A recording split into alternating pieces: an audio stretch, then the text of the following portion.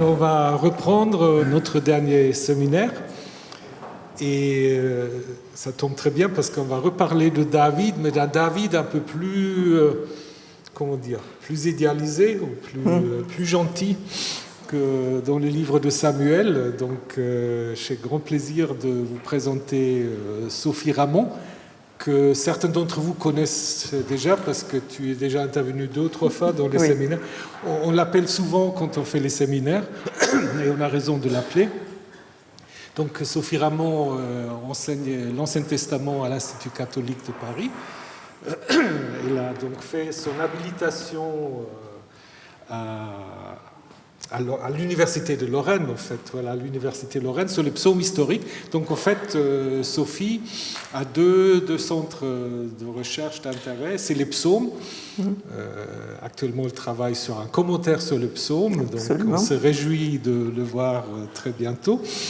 Et elle a déjà fait sa thèse de doctorat à l'université de Toulouse sur un épisode de l'histoire de David.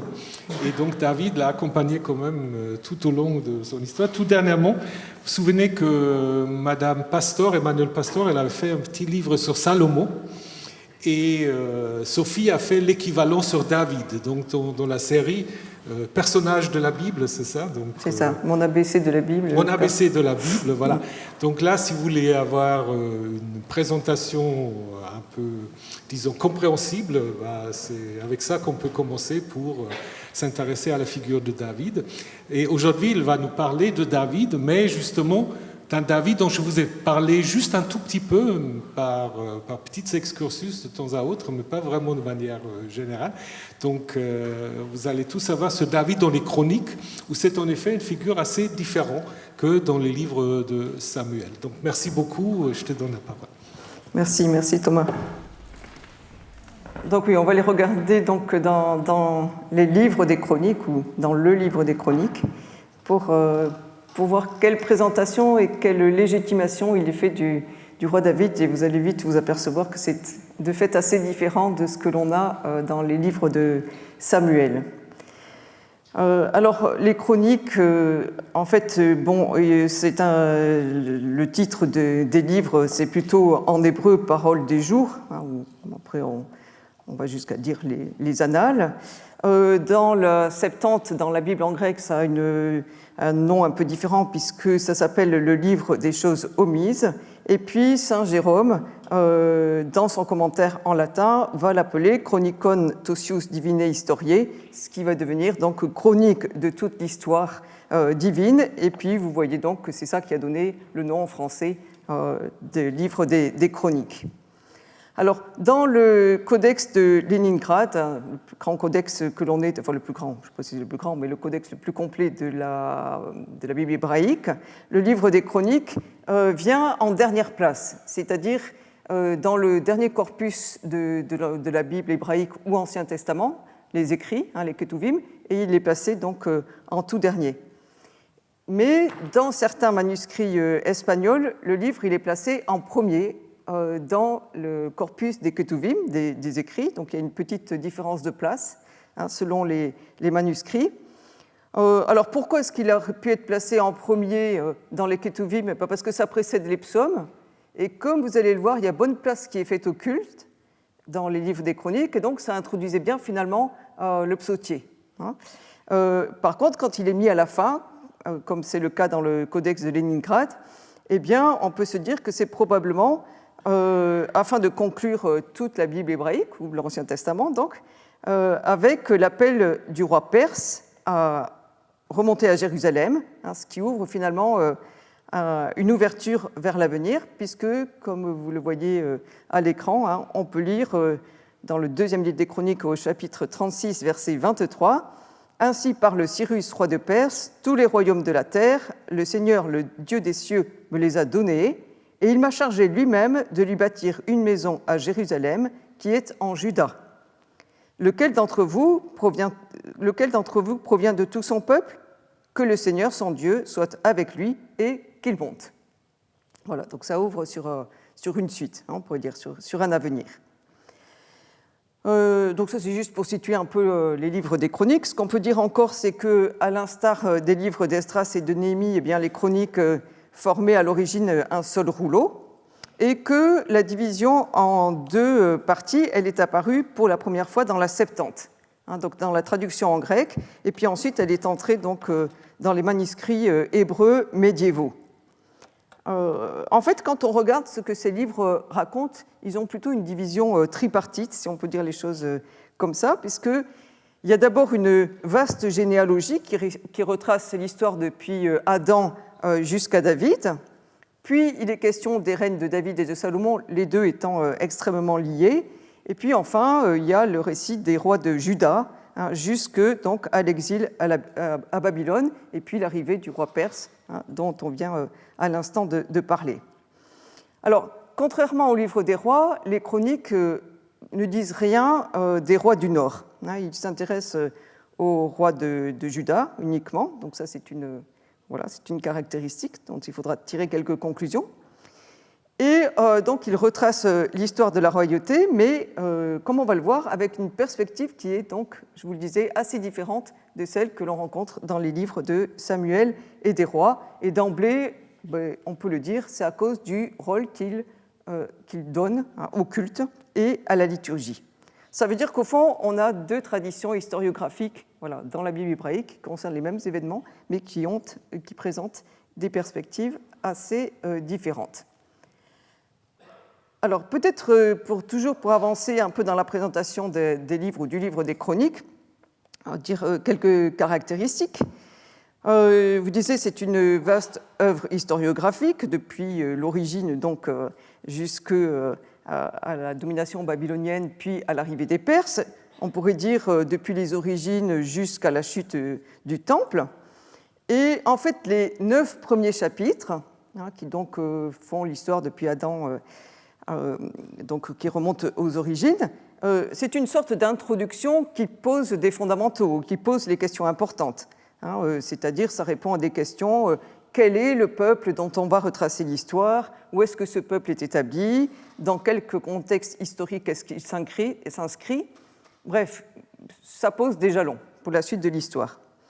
Et puis, du premier livre des Chroniques, chapitre 10, au deuxième livre des Chroniques, chapitre 9, donc, le récit se concentre sur David et Salomon, et ça, c'est une période qui est envisagée comme une période unique.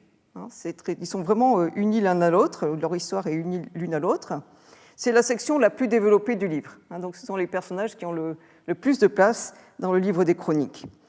Et puis ensuite, donc, de 2 Chroniques 10 à 2 Chroniques 36, on a l'histoire du peuple sous le règne des rois de Juda. Alors ça va depuis la révolte des tribus du Nord donc jusqu'à la chute de Jérusalem, puis l'annonce du décret de Cyrus que l'on a lu tout à l'heure. Enfin, à l'instant, il y a 2 minutes.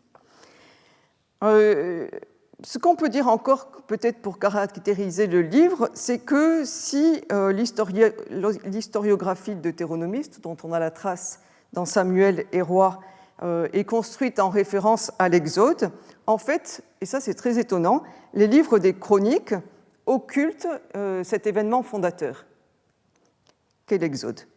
Ça veut dire que quand il est question de l'Exode dans les livres des chroniques, c'est uniquement ou quasi uniquement comme un repère historique du passé. Alors c'est le cas dans plusieurs chapitres, en 1 Chronique 17 ou en 2 Chroniques 5, en 2 Chroniques 7 ou 20. Mais ce qu'on peut dire quand même, c'est que ces allusions à l'Exode, elles s'inscrivent dans la thématique principale des chroniques, qui est la mise en évidence, la mise en lumière du lieu choisi. Et le lieu choisi, évidemment, c'est Jérusalem et le Temple, et d'une dynastie, la dynastie davidique, qui est la dynastie élue.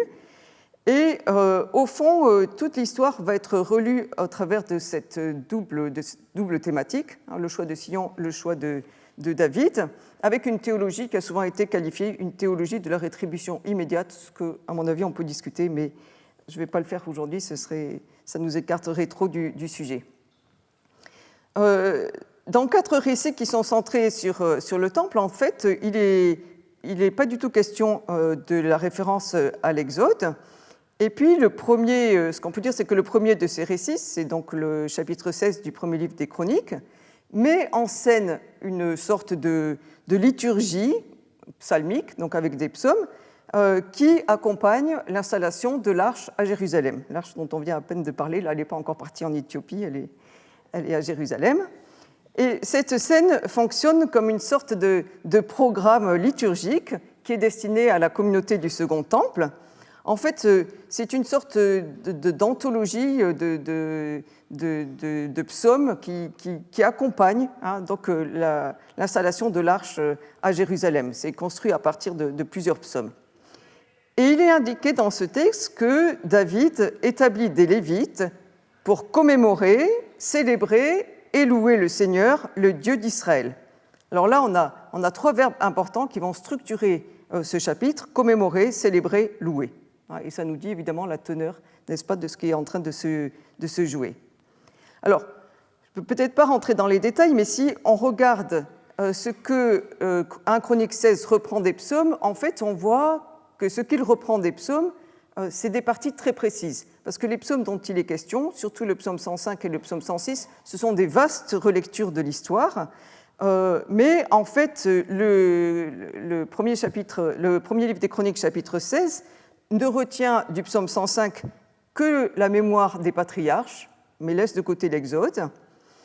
Il va garder du psaume 96 une sorte d'action de grâce à la souveraineté de Dieu, et il garde du psaume 106 l'action de grâce initiale, et puis l'appel au secours qui apparaît à la fin du psaume, mais là encore est passé sous silence l'Exode, est passé sous silence même les murmures du désert. Ça veut dire qu'en fait, sous la plume du chroniste, Israël, c'est une nation sainte qui est guidée par des prêtres. Ils sont d'ailleurs appelés les oins, ce sont ceux qui reçoivent l'onction. Donc Israël est une nation sainte guidée par des prêtres et des lévites. Et l'accent est mis sur la foi en l'unique Dieu qui est à la fois le créateur et le souverain de toute la terre.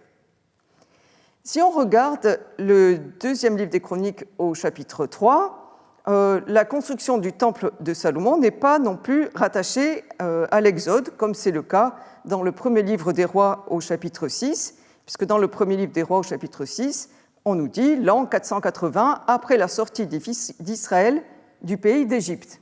Donc cette mention, elle disparaît dans le Chronique, dans le livre des Chroniques, mais est plutôt désignée, on en a parlé juste avant, enfin tout le monde en a parlé juste avant, est plutôt désigné par David le lieu où va être érigé le temple, c'est-à-dire l'ère d'Ornan le Jébuséen.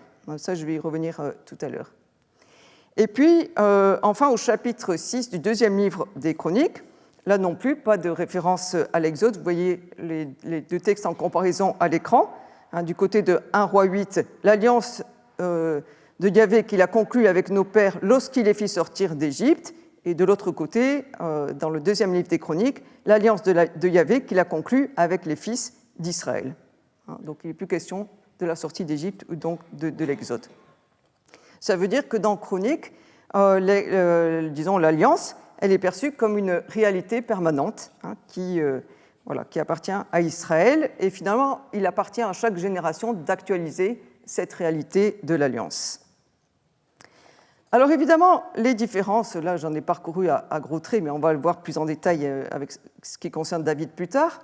Les différences qu'on peut observer entre Samuel roi d'un côté et Chronique de l'autre, ça pose la question de savoir quelle est la Vorlage hébraïque du chroniste, c'est-à-dire sur quoi est-ce qu'il s'appuie.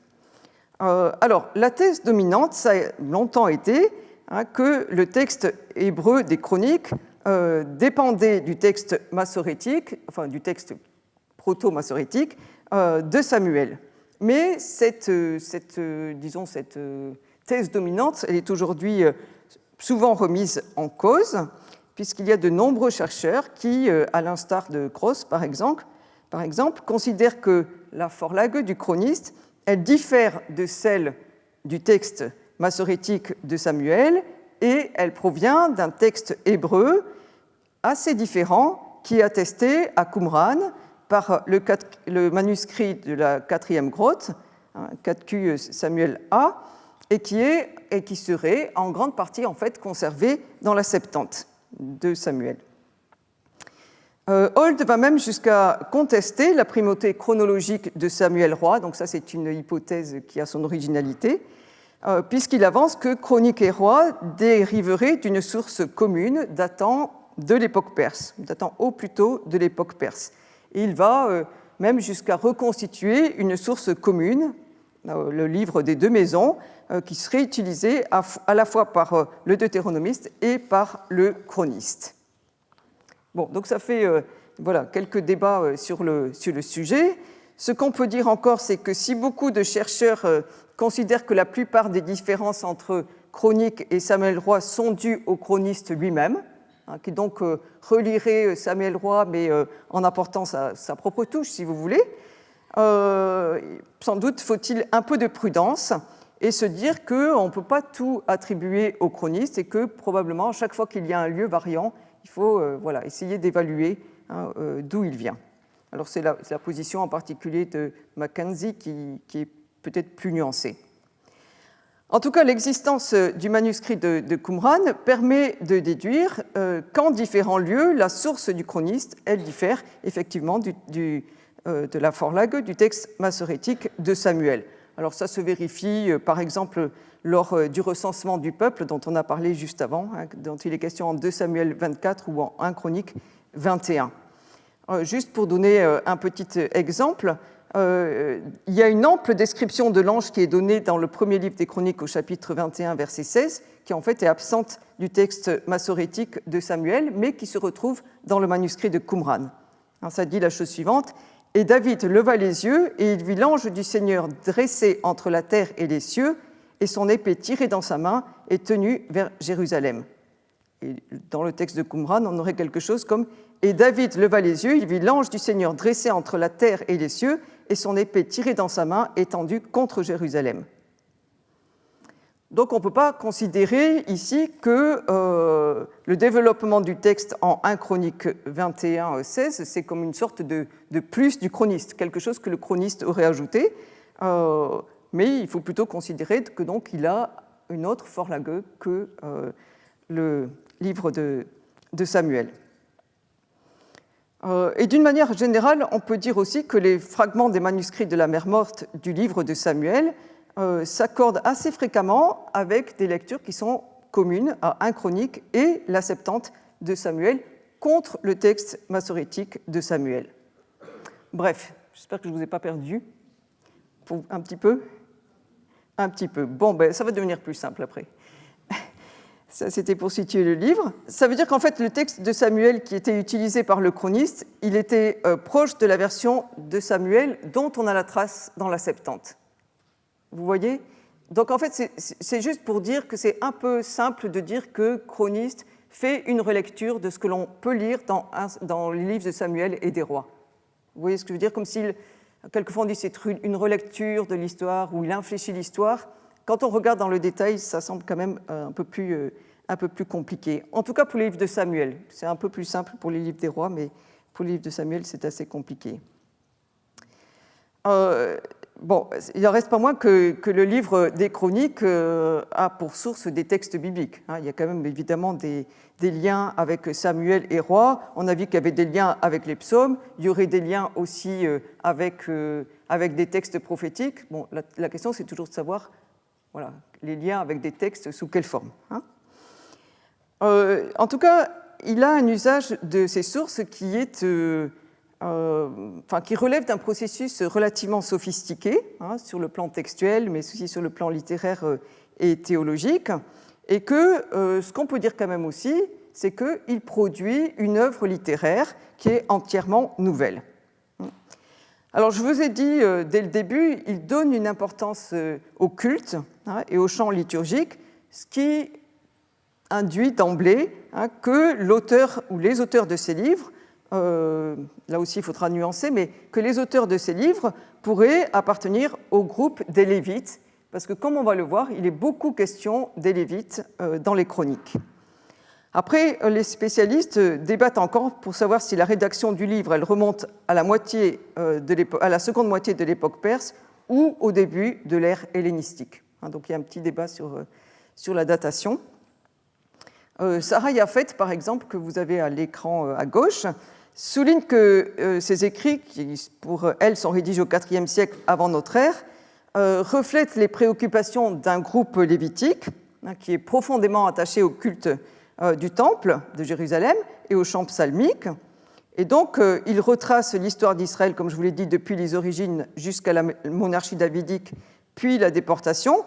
Dans quel but? Eh bien, dans le but de montrer que la communauté post-exilique, donc après la domination babylonienne, est en fait l'héritière légitime, ininterrompue de cette tradition ancienne.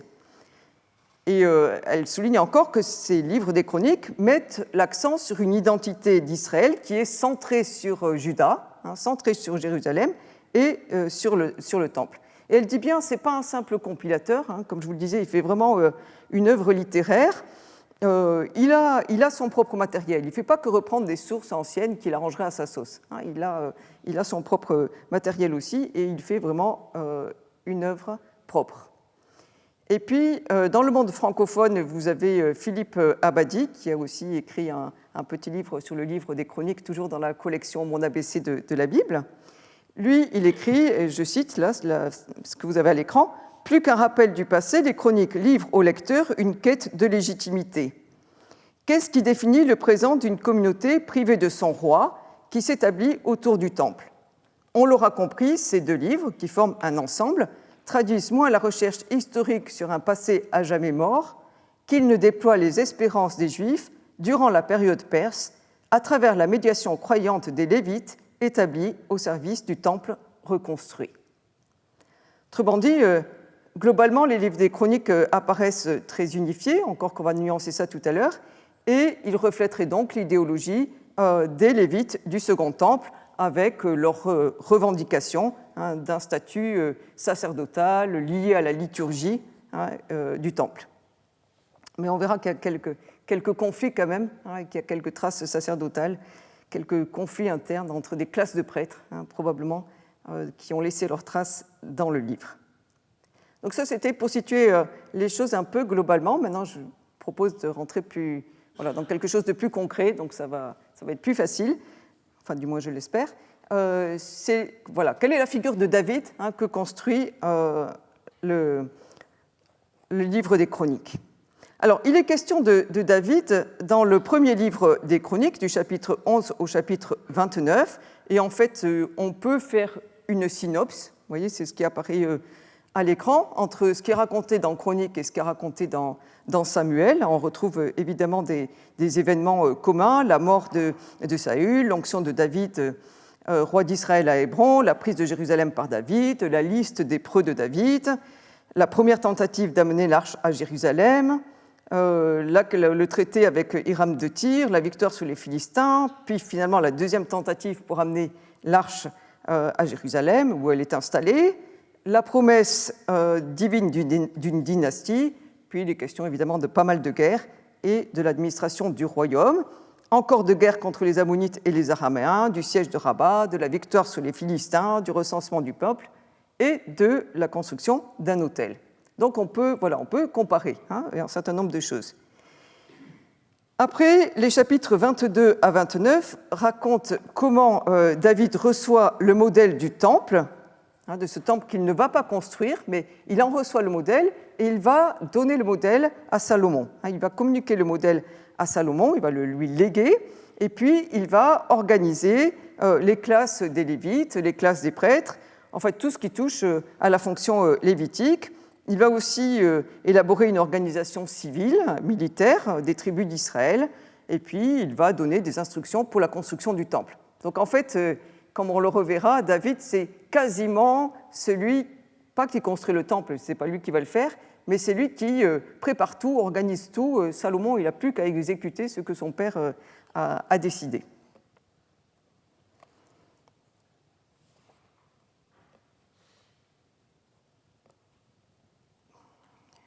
J'ai l'impression que... Ah non, ok. Alors, que dire encore ? Sur 933 versets du premier livre des Chroniques, 933, il y en a 526, ça veut dire plus de la moitié, qui sont consacrés à David. Donc vous voyez, c'est juste pour dire que David a une place quand même très très importante. Et puis on peut ajouter ensuite quelques centaines de versets qui sont relatifs à la descendance de Juda et qui ont leur centre justement sur la figure de David et sur la lignée davidique. Puis comme je vous l'ai dit, l'ombre de David, elle plane encore sur les récits qui concernent Salomon, puisqu'au fond, Salomon va exécuter les plans de son père.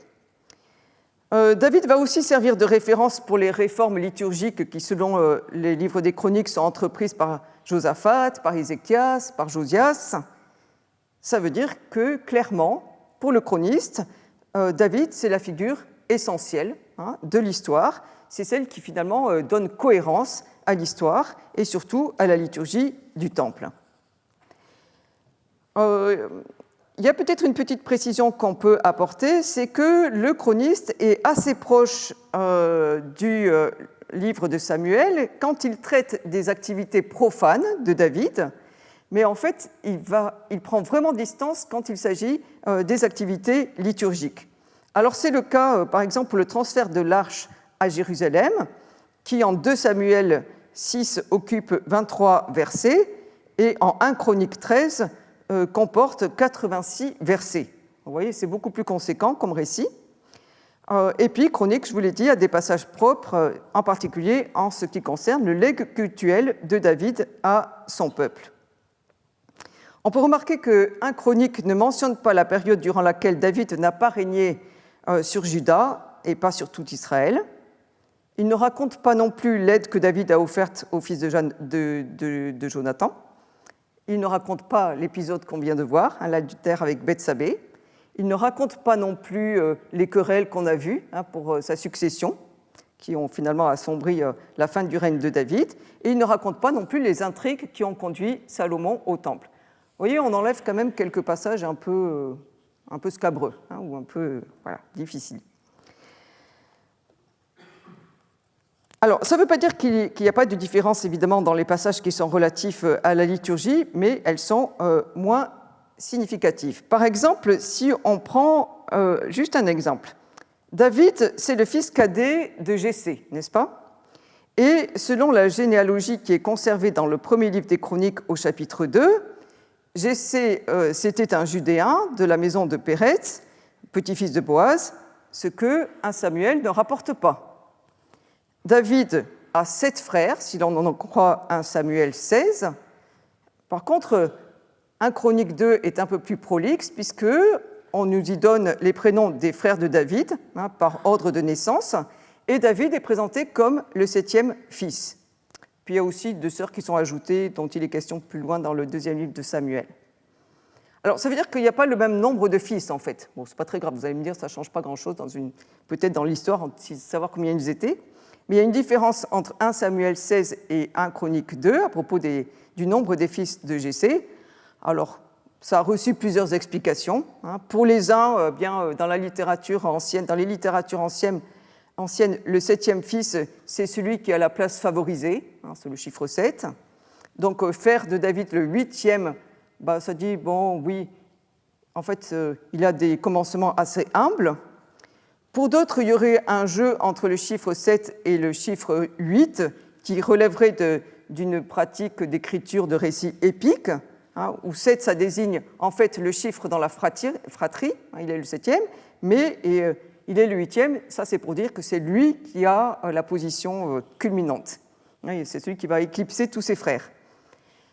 Ou encore, on pourrait comparer cette différence avec des formules telles que celle qui apparaît dans le livre de Michée, au chapitre 5, verset 4. « Nous dresserons contre lui 7 bergers, 8 princes humains. » Donc on va dresser 7 bergers, 8 princes humains.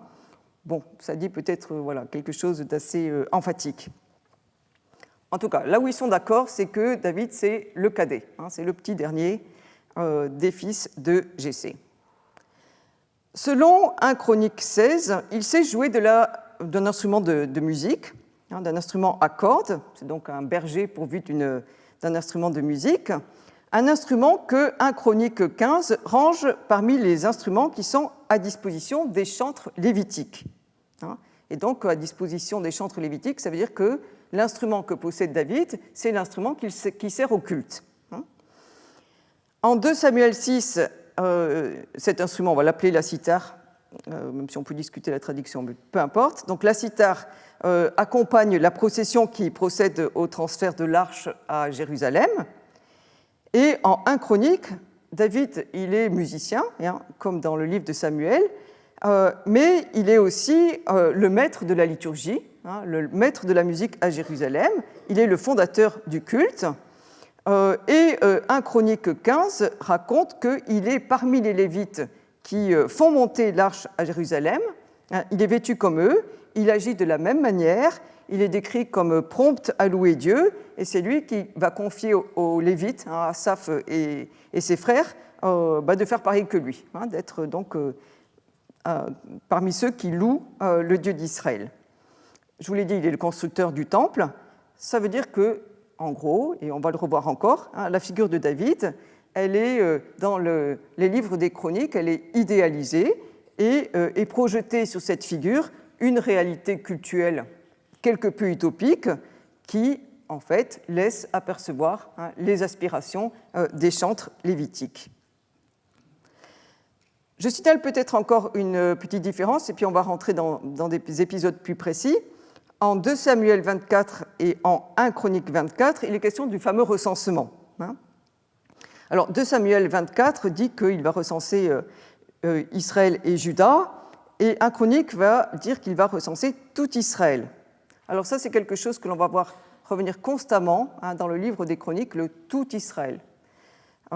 Et puis, de plus, 1 Chronique 21, dans 1 Chronique 21, ce n'est plus Dieu qui, comme en 2 Samuel 24, excite David, hein, qui lui demande de dénombrer le peuple, c'est Satan, sans article, qui incite David à pécher.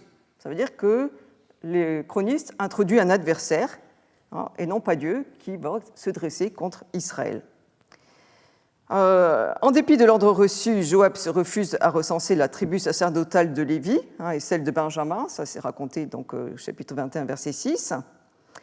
Refus de recenser la tribu sacerdotale de Lévi de Benjamin, là où, selon le livre de Josué, se trouve le temple, hein, c'est-à-dire un bien qui est attribué à Dieu, ce qui finalement minore la faute du roi.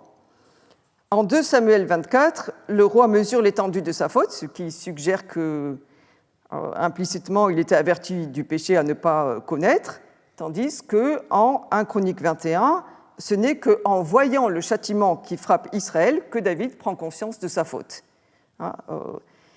Donc, il est moins coupable, si vous voulez, dans le livre des Chroniques.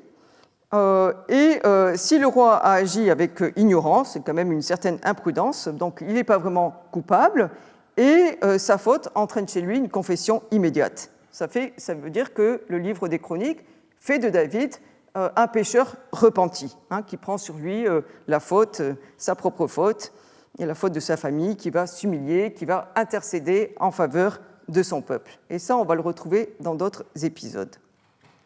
Alors, je vous propose de vous arrêter un peu sur le choix de Jérusalem et le transfert de l'arche. En 1 Chronique 11, il nous a raconté l'onction de David de la façon suivante. Tout Israël se rassembla auprès de David à Hébron en disant « Voici que nous sommes tes os et ta chair. Il y a longtemps déjà, même quand Saül était roi, c'est toi qui faisais sortir et rentrer Israël.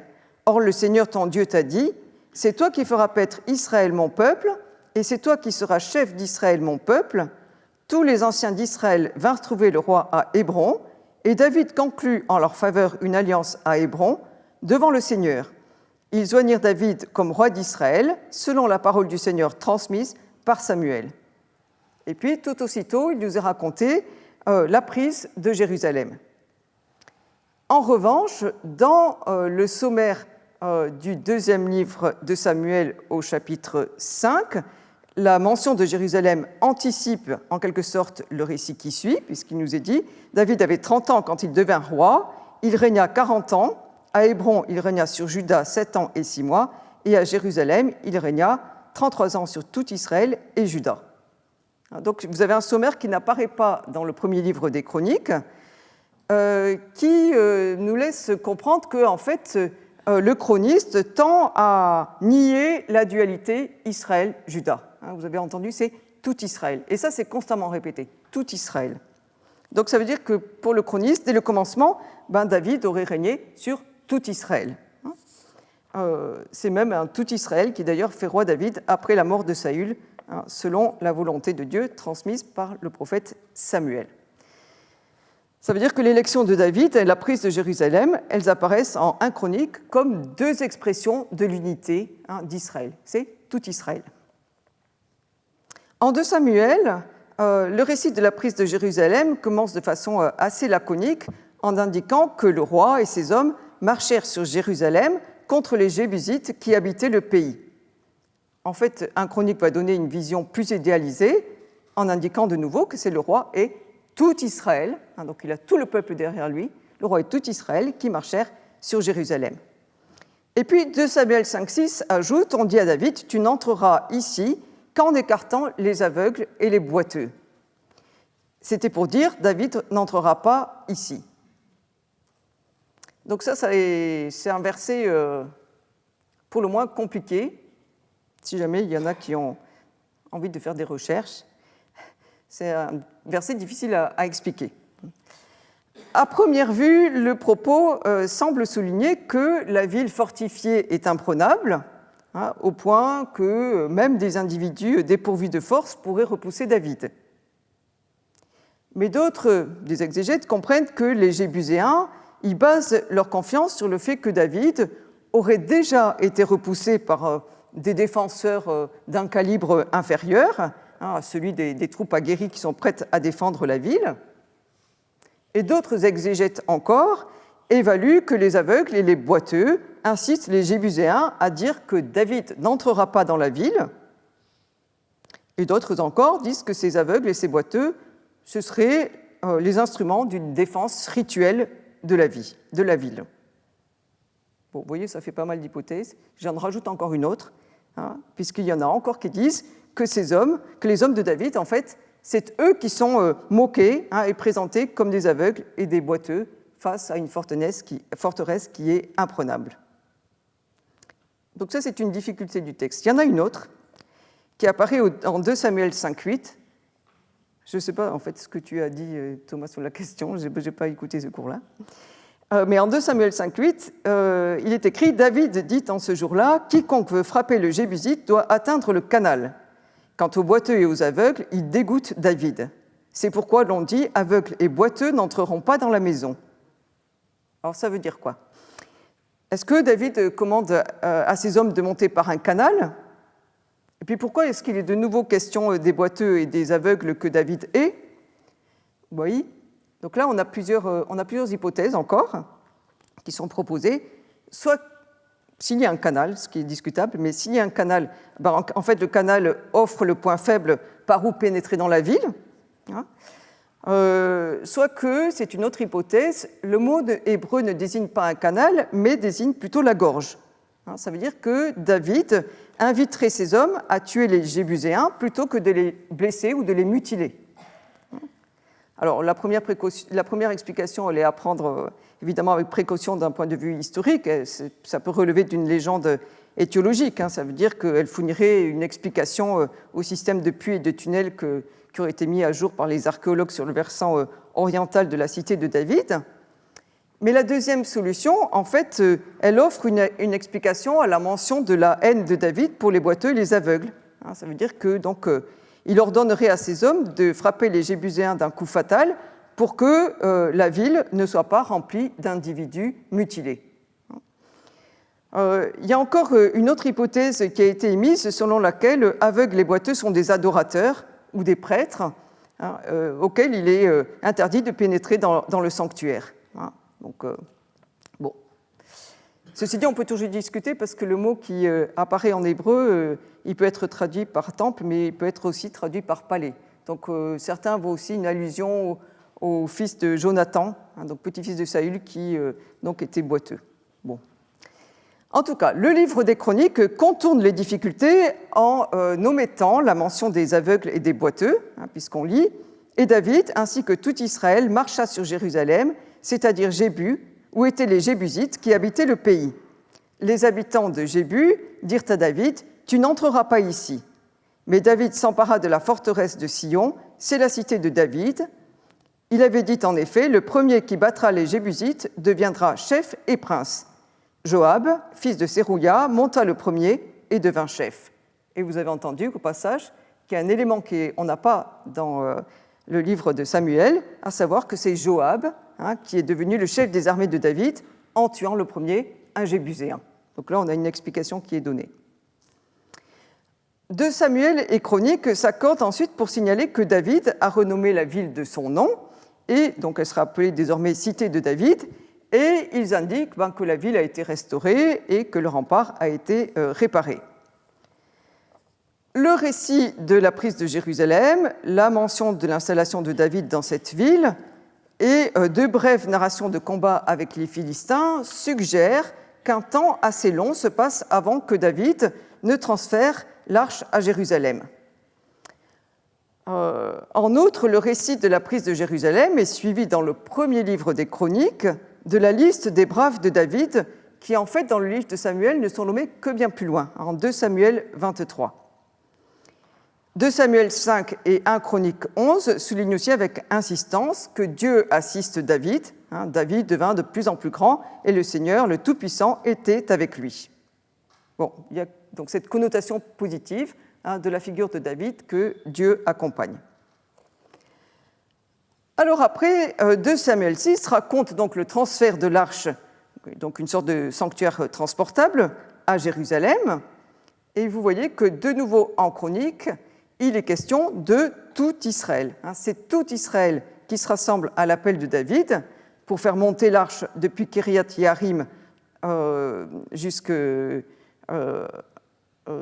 Jérusalem.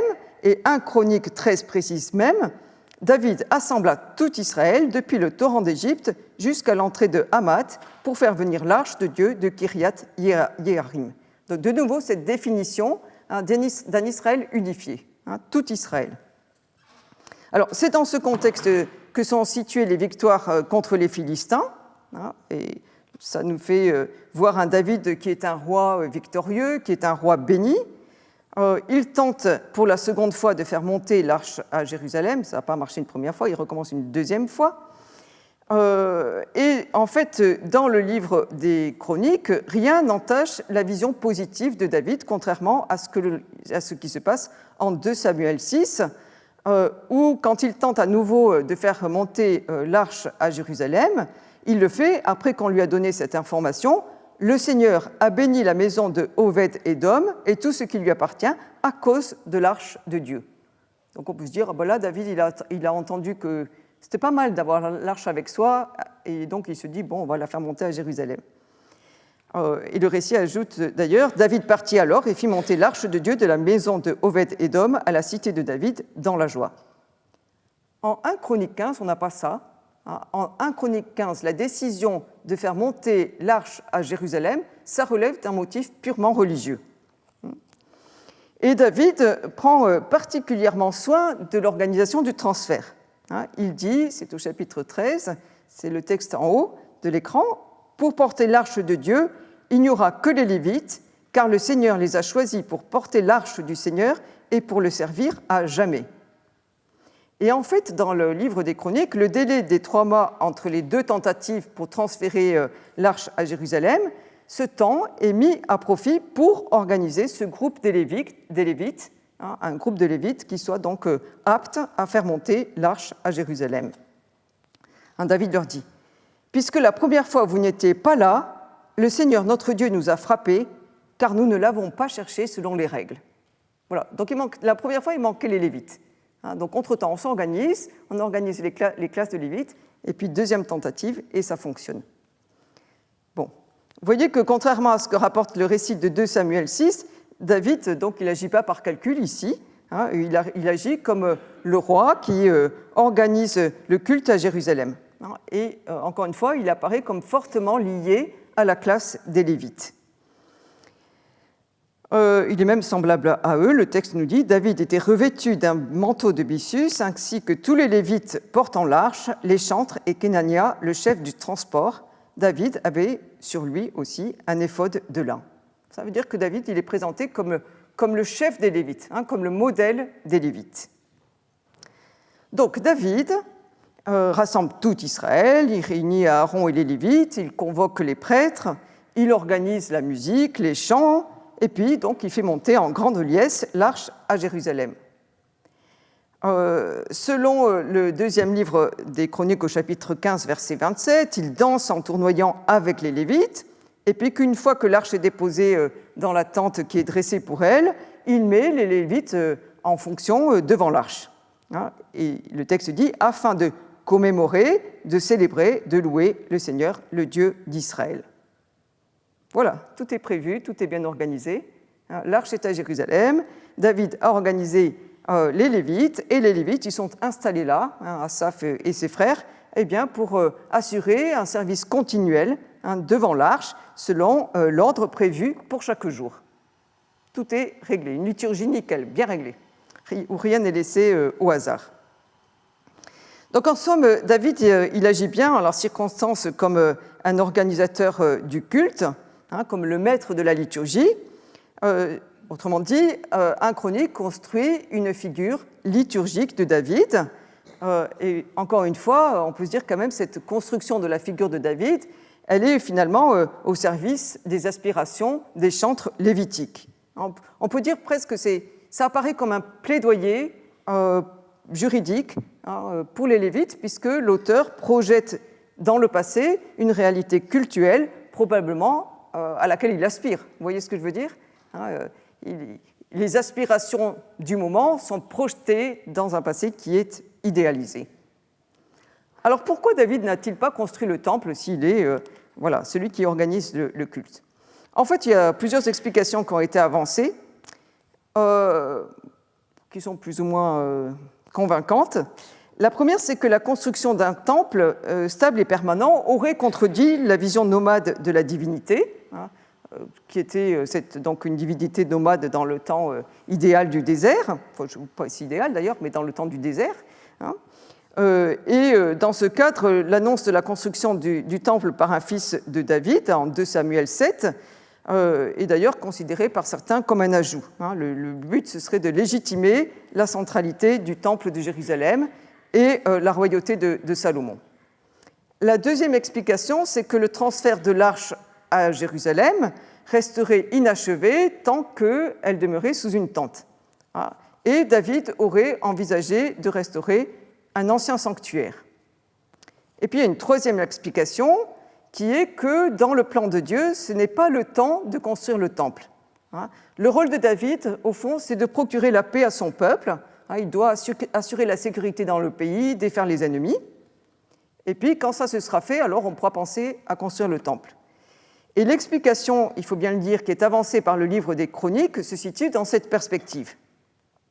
Puisqu'il est écrit au chapitre 22, « David dit à Salomon, « Mon fils, j'avais à cœur moi-même de construire une maison pour le Seigneur mon Dieu, mais la parole du Seigneur me fut adressée en ces termes, « Tu as répandu beaucoup de sang, tu as fait de grandes guerres, tu ne construiras pas de maison pour mon nom, car tu as répandu beaucoup de sang sur la terre devant moi. » Donc vous voyez, c'est un discours qui légitime la construction du temple par Salomon. Alors vous avez 2 fois la mention du sang qui est versé par David. Ce n'est pas pour dire quel garnement, il a commis beaucoup de crimes, ce n'est pas un jugement moral qui est porté ici sur David. C'est plutôt le fait que lui, il a eu à avoir, si vous voulez, une activité guerrière. Il était celui, comme je vous ai dit, qui devait assurer la sécurité dans le pays. Et dans le livre des Chroniques, on ne peut pas dissocier activité guerrière et activité religieuse. Mais voilà, c'est Salomon qui construira le temple. Le texte du premier livre des Rois au chapitre 5 vient à l'appui de cette lecture d'ailleurs, puisqu'elle fait mentionner par Salomon les nombreuses guerres que dut conduire son père. Pour le résumer, si Salomon peut ériger le temple, c'est parce que la tranquillité est assurée autour de lui, la sécurité est assurée autour de lui, et que Dieu, donc, dit le texte de Chroniques, lui donne paix et tranquillité pendant ses jours. Paix et tranquillité pendant les jours de Salomon à Israël, donc on peut construire le temple. Deutéronome au chapitre 12, versets 10-11, relie bien d'ailleurs l'érection du temple à l'entrée du peuple dans le repos, puisqu'il est écrit « Mais vous allez passer le Jourdain, vous habiterez dans le pays que le Seigneur votre Dieu vous donne comme patrimoine, il vous accordera le repos face à tous vos ennemis d'alentour, et vous y habiterez en sécurité. C'est dans le lieu choisi par le Seigneur votre Dieu pour y faire demeurer son nom que vous apporterez tout ce que je vous ordonne, vos holocaustes, vos sacrifices, vos dîmes, etc. » Donc voilà, le premier livre des Chroniques, et vous voyez que ça s'accorde avec Deutéronome ici, le premier livre des Chroniques, il construit un contraste entre Salomon, qui est appelé homme de repos, et David, qui est homme de guerre. Et encore une fois, ce ne sont pas des qualificatifs qui disent la moralité de ces personnages, mais au fond, est donné à David ce qui est refusé à David, le repos, la sécurité, que David lui a acquise d'une certaine manière, et le temple donc, peut être construit. Et le temple, il est qualifié en 1 Chronique 28 de maison de repos. Donc Salomon, l'homme de repos, le repos d'Israël pendant le règne de Salomon, ça permet la construction de la maison de repos, c'est-à-dire le sanctuaire. En outre, le texte met dans la bouche de Dieu un propos assez clair à l'adresse de David. Le texte dit « Ce n'est pas toi qui me bâtiras la maison pour que je m'y installe », alors que 2 Samuel 7 comporte une interrogation. Est-ce toi qui me bâtiras une maison pour que je m'y installe ? Donc Chronique dit « Ben non, ce n'est pas toi qui me construiras la maison, il n'y a pas de question, c'est comme ça ». Mais encore une fois, ce n'est pas accompagné d'une condamnation de David. Il ne le fait pas simplement parce que lui, il a eu autre chose à faire. Alors, David, c'est encore celui donc, qui organise le culte. Dans les Chroniques, il est raconté que Dieu commande à David, par l'intermédiaire du prophète Gad, de lui construire un autel sur l'aire d'Ornan le Jébuséen. Alors que fait David ? Il achète l'aire, il construit l'autel, il offre des holocaustes, des sacrifices de communion, il invoque Dieu, et Dieu répond par un feu venant du ciel sur l'autel des holocaustes. Alors, ce n'est pas sans rappeler d'ailleurs l'épisode de 1 Roi 18, vous savez, avec Élie qui combat les prophètes de Baal, qui construit un autel, qui appelle son Dieu, et le feu consume tout ce qui est sur l'autel. Alors, voyant que Dieu lui a répondu, David fait encore un sacrifice, puis il dit « C'est ici la maison du Seigneur Dieu, et voici l'autel de l'Holocauste pour Israël. » Et c'est comme ça que David désigne l'aire de Ornan comme l'emplacement du futur temple. Donc l'autel qui est dressé là, c'est l'autel du futur temple. Et puis, David présente ensuite à Salomon et aux officiers d'Israël son projet de construction du temple, tous les préparatifs qu'il a fait pour ça. Et il dit « Mon fils Salomon est encore jeune et faible, et la maison à construire pour le Seigneur doit être renommée dans tous les pays pour sa grandeur et sa splendeur. Je ferai donc pour lui des préparatifs. » Ça, c'est 1 Chronique 22. Donc, vous voyez un père qui est bien attentionné à l'égard de son fils, il va faire tous les préparatifs. Si David donc, ne construit pas le temple, il le veut magnifique, on vient de l'entendre, et il fait tout pour qu'il en soit ainsi. Et il va dire aux officiers, vous allez quand même prêter main forte au petit Salomon pour qu'il fasse donc de ce temple un lieu magnifique. Et puis il s'agira ensuite d'amener au temple l'arche de l'Alliance et les objets sacrés de Dieu. Et puis David met donc en place le personnel cultuel. Il présente Salomon comme le constructeur du temple à tout Israël, encore une fois. Il institue les Lévites pour présider donc au temple, au service du temple. Il en fait les responsables des trésors, il en fait des chantres, enfin tout est organisé. Il en fait des portiers, tout est bien organisé. Alors, selon 1 Chronique 23, dans les versets 3-6, l'organisation des fonctions lévitiques, elles sont liées à David. C'est lui qui les institue, c'est lui qui les divise en 4 groupes. Le texte dit « Les Lévites de 30 ans et plus furent alors comptés. Leur nombre, en les comptant par tête, fut de 38 000 hommes, soit parmi eux 24 000 pour diriger les travaux de la maison du Seigneur, 6 000 comme scribes et comme juges, 4 000 comme portiers et 4 000 pour louer le Seigneur avec les instruments que j'ai faits pour le louer. » David les répartit en classes. Et le verset est déployé plus loin dans le texte, puisqu'il va être de nouveau question des Lévites au service du temple, des Lévites juges, je vous l'ai dit, des Lévites portiers, des Lévites chantres, etc. Et puis, ça fait donc partie, si vous voulez, l'organisation des Lévites, ça fait partie du legs que David fait à Salomon, en même temps d'ailleurs que les matériaux nécessaires à la construction du temple. Alors, c'est quoi ces matériaux nécessaires à la construction du temple? Eh bien, ce sont des butins de guerre, c'est la corvée qui est imposée aux étrangers, c'est le don de sujets qui sont attachés à David, et pour finir, et ce n'est pas le moindre, le plan de Dieu, le plan du temple reçu de Dieu, puisque donc David donne à Salomon le modèle du temple. Et ça, c'est intéressant parce que le mot qui est utilisé en hébreu, il lui donne le modèle, comme Moïse aussi avait reçu au Sinaï le modèle de la demeure. Donc vous voyez que 1 Chronique fait remonter à David toute l'organisation de la mise en place de l'appareil liturgique du second temple, avec donc aussi le don du plan du temple. Ces données ne s'accordent pas tout à fait avec d'autres données que l'on a dans le livre des Chroniques à propos de l'organisation des classes sacerdotales. Il est question ailleurs de 24 classes de fonctions sacerdotales, en 1 Chronique 24 qui parle des fils d'Aaron, et des classes lévitiques. Et puis il est question de procédés de tirage au sort selon lequel chaque fonction est attribuée. Alors du coup, on ne sait plus où on en est. Est-ce que c'est David qui organise? Est-ce qu'il y a différentes classes sacerdotales? Est-ce que l'organisation se fait par tirage au sort? Les textes sont quelque peu contradictoires. Donc il y a deux éléments, les 24 classes et le tirage au sort, qui minimisent d'une part le rôle de David dans l'organisation cultuelle. Ça s'aligne en fait sur la législation du livre des Nombres. Et puis ça minimise aussi le rôle des Lévites. On lit d'ailleurs en 1 Chronique 23-13, fils de Aram, Aaron et Moïse. Aaron fut mis à part pour se consacrer au service du Dieu très saint, lui et ses fils à jamais, pour offrir le parfum devant le Seigneur, pour servir et pour donner la bénédiction à son nom à jamais. Et donc vous avez entendu que Aaron et ses fils sont nommés, mis à part pour le service de Dieu. Donc vous voyez, bien qu'il y ait une hypothèse qui dit que l'insistance sur les Lévites reflète le milieu porteur du livre des Chroniques, il y a des notations qui concernent les prêtres, qui sont probablement des relectures ultérieures, qui introduisent un petit peu de tension dans le texte. Ça veut dire que si le texte est un plaidoyer des droits des Lévites face à l'élite de prêtres revendiquant le monopole du culte, eh bien, il y a des relectures sacerdotales qui viennent s'opposer à cette revendication des Lévites.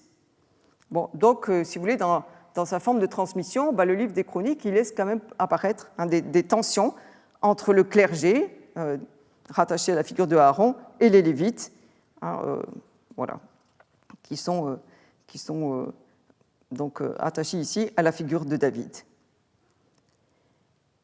Alors, sur la question du culte, on ne peut pas dissocier David et Salomon. Comme on l'a vu plus haut, ce sont les deux qui, selon les Chroniques, jouent un rôle fondamental dans la construction du temple de Jérusalem. C'est le lieu de la présence de Dieu. Et le thème de l'élection est très présent dans ces chapitres, avec donc la répétition de la racine barar, donc élire, qui réapparaît pour nommer plusieurs choses. Il y a d'abord deux grands élus qui sont David et Salomon, ils sont choisis, ils sont élus. Puis c'est la ville Jérusalem qui est choisie. David et Salomon, ils ont pour tâche d'édifier le lieu choisi, de nouveau, barar par Dieu. J'ai entendu ta prière, je me suis choisi ce lieu pour maison des sacrifices, dit Dieu. Et puis, eux-mêmes, ils choisissent les Lévites. Donc, vous voyez, il y a beaucoup de gens qui sont choisis ou qui sont élus, et les lieux aussi sont choisis et sont élus. Tout ce qui tourne autour du culte est choisi, si je peux dire les choses comme ça. Et donc, l'essentiel de ce que les livres des Chroniques racontent de David et Salomon, ça tourne autour de l'édification du temple, mais tout ce qui est associé au culte est choisi, élu, et donc les Lévites, eux aussi. On peut remarquer le jeu entre 1 Chronique 22, chapitre 22, verset 5, où il est écrit « David disait, mon fils Salomon est encore jeune et faible, et la maison à construire pour le Seigneur doit être renommée dans tous les pays pour sa grandeur et sa splendeur. Je ferai donc pour lui des préparatifs. » Donc ce verset-là, et 1 Chronique 29.1, où il est écrit « Mon fils Salomon, le seul que Dieu ait choisi », donc là il y a l'action qui est introduite, « est faible et jeune, et l'œuvre est grande, car ce palais n'est pas destiné à un homme, mais au Seigneur Dieu. » Et donc ça souligne la grandeur de la tâche à accomplir et la fragilité de Salomon. Vous avez entendu dans la deuxième occurrence, celle du chapitre 29, Salomon est choisi pour accomplir cette grande tâche, bien que David ait tout préparé à l'avance. Et Salomon, il va réussir précisément parce qu'il est choisi par Dieu pour ce faire. C'est ton fils Salomon qui bâtira ma maison et mes parvis, car je l'ai choisi comme fils, et moi je serai pour lui un père, est-il encore écrit. Ainsi fut réalisée toute l'œuvre de Salomon jusqu'au jour où fut fondée la maison du Seigneur, puis jusqu'à son achèvement, quand fut terminée la maison du Seigneur. Voilà donc comment Salomon est celui qui a érigé le temple de Jérusalem et qui a pu le faire parce qu'il est choisi par Dieu. Une dernière chose, et puis j'arrête. Dans la conclusion de la prière de Salomon en faveur d'Israël, en 2 Chroniques 6, le texte est en fait beaucoup plus condensé que dans le premier livre des rois au chapitre 8, où il y a une longue prière de Salomon. Bon, on enlève les mentions de l'Exode, et il y a à la place une citation du psaume 132. « Seigneur Dieu, ne repousse pas la face de ton consacré, souviens-toi des actes de piété de David, ton serviteur. » Et vous voyez, il n'est plus question de l'Exode, il est question de David, ton serviteur, et il est question de la liturgie sacerdotale, souviens-toi aussi de que tes prêtres, Seigneur Dieu, se revêtent de salut. Et donc, il y a tout un mémorial qui est fait des actes de piété accomplis par David. Donc, vous le voyez, qu'est-ce qui légitime David dans le livre des Chroniques ? C'est le fait qu'il est celui qui a organisé le culte. C'est celui qui a organisé le culte. Il se caractérise donc par l'héritage cultuel qu'il lègue à son fils et par son fils à toutes les générations. Et le texte s'achève avec une notice très brève. David mourut dans une heureuse vieillesse, rassasié de jours et d'honneur. Fin de l'histoire. Le roi est mort. Voilà, merci bien.